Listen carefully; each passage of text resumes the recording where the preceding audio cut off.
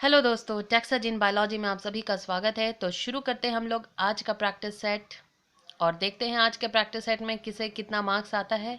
सिर्फ 10 क्वेश्चन का ये सेट है और मैं बार बार आप लोगों को यही याद दिलाती हूँ कि जो भी क्वेश्चन गलत हो काम उसी पर करना है, उसी के टॉपिक को बहुत अच्छे से ध्यान से पढ़ना है, रिवाइज करना है।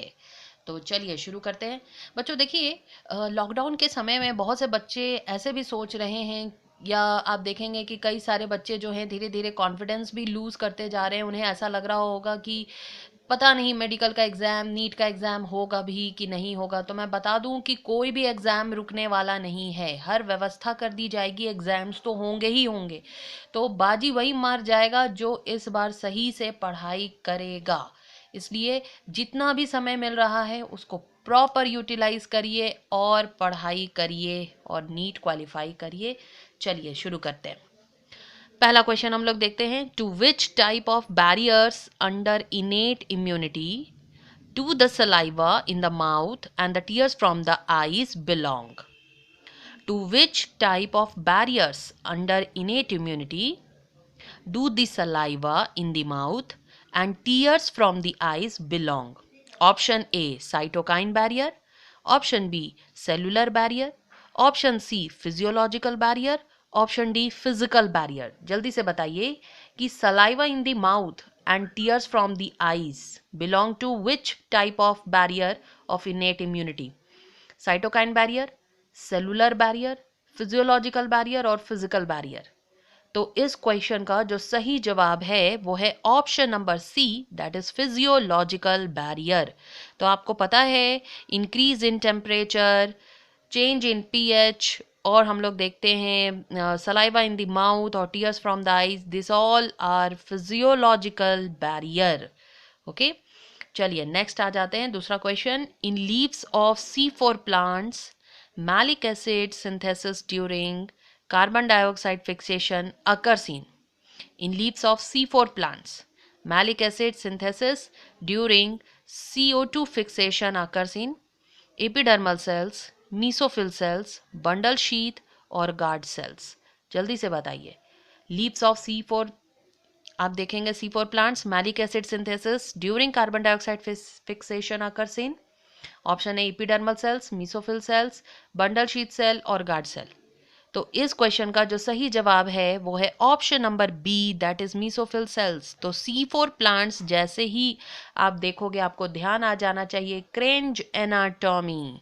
ओके, तो याद रखें कि C4 प्लांट्स में मैलिक एसिड का सिंथेसिस जो है कार्बन डाइऑक्साइड फिक्सेशन के दौरान वो किस सेल्स में होता है? मीसोफिल सेल्स में।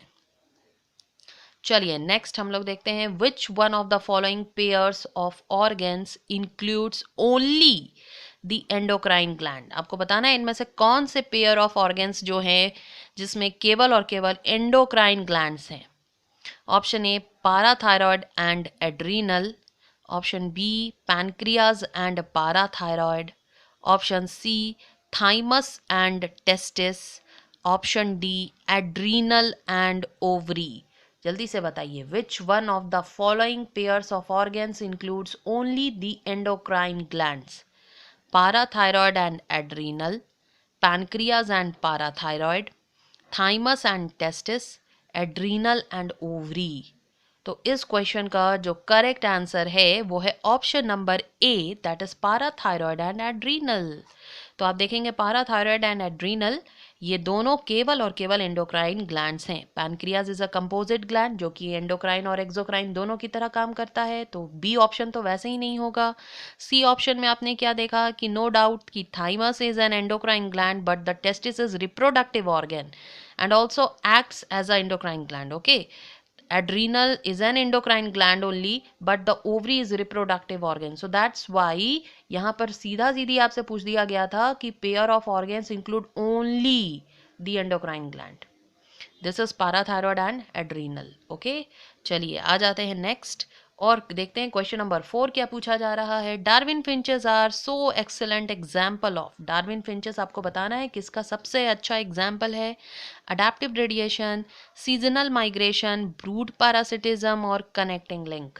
जल्दी से बताइए। Darwin finches are so excellent example of adaptive radiation, seasonal migration, brood parasitism और कनेक्टिंग लिंक। तो ये बहुत ही आसान सा क्वेश्चन है और आप देखेंगे कि इसका सही जवाब है option number A, that is adaptive radiation.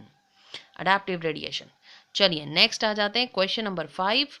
Endosperm is consumed by developing embryo in the seed of.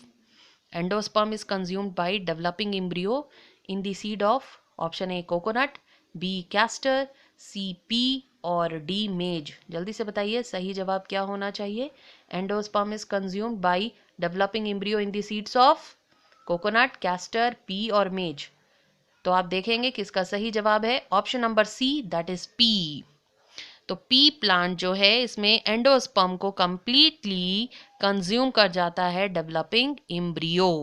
Okay, coconut, castor, मेज, अगर इन सब में हम लोग देखें तो आप देखेंगे endosperm is not completely consumed by embryo, so that's why these seeds are called albuminous seeds और एंडोस्पर्मिक सीड्स। चलिए नेक्स्ट हम लोग आ जाते हैं क्वेश्चन नंबर 6 में और देखते हैं क्वेश्चन नंबर 6 क्या पूछा जा रहा है। तो आप देखेंगे क्वेश्चन नंबर 6 है the haemoglobin of a human foetus. The haemoglobin of a human foetus, human foetus के हीमोग्लोबिन के बारे में पूछा जा रहा है।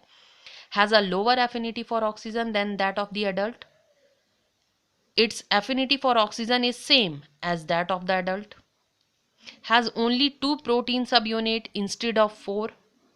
has a higher affinity for oxygen than that of an adult। जल्दी से बताइए इसका सही जवाब क्या होगा। ह्यूमन फीटस का जो हीमोग्लोबिन है उसके बारे में आपको बताना है कि क्या उसके लोअर एफिनिटी होती है ऑक्सीजन की than that of the adult, same affinity होती है ऑक्सीजन की than that of the adult, has only 2 protein subunit instead of 4 और has a higher affinity for oxygen then that of an adult. तो आप देखेंगे कि इस question का जो सही आंसर है वो है option number D, that is has higher affinity for oxygen then that of an adult. तो इस बात का ध्यान रखें कि ह्यूमन फीटस जो है उसके हीमोग्लोबिन की हायर एफिनिटी होती है towards oxygen then that of an adult. चलिए question number 7, which type of WBC are concerned with the release of histamine and natural anticoagulant heparin. ये फिर से मैंने आप लोगों को रिवीजन के लिए ये क्वेश्चन रखा है और इस बार भी गलत नहीं होना चाहिए। Option A neutrophil, option B basophil, option C eosinophil and option D monocytes. जल्दी से बताइए which type of WBC are concerned with the release of histamine and the natural anticoagulant heparin. क्या होगा इसका सही जवाब। तो इस क्वेश्चन का जो सही आंसर है वो है option number B, that is basophil. बिल्कुल मत भूलिए इसको। Basophil is responsible for the secretion for the release of histamine, serotonin and anticoagulant heparin. चलिए नेक्स्ट हम लोग आ जाते हैं question number 8, similarities in organism. ध्यान दीजिएगा, similarities in organism with different genotypes indicates micro evolution, macro evolution, convergent evolution और divergent evolution. आप देख रहे हो similarities in organism. Similarities in organism that means the phenotypic similarities but different genotypes indicates. अगर कोई organism similar है लेकिन उसका जीनोटाइप डिफरेंट है तो ये क्या इंडिकेट करता है।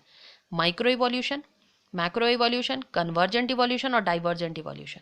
तो आप क्या देखेंगे कि इस क्वेश्चन का जो सही आंसर होगा वो है convergent evolution, that is option number C. Yes, तो similarities in organism that means the phenotypic similarities but with different genotypes indicates convergent evolution.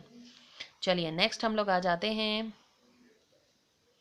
और आप देखेंगे ये आपने ऑलरेडी जाना भी है कन्वर्जेंट इवोल्यूशन का, आपने एनालॉगस ऑर्गन से भी जाना है। हमेशा एनालॉगस ऑर्गन्स जो होते हैं उनका आप क्या देखते हो, सेम फंक्शन होता है but different in origin and they exhibit convergent evolution. जबकि आप होमोलोगस ऑर्गन के बारे में हमेशा जानते हो कि that lead to divergent evolution.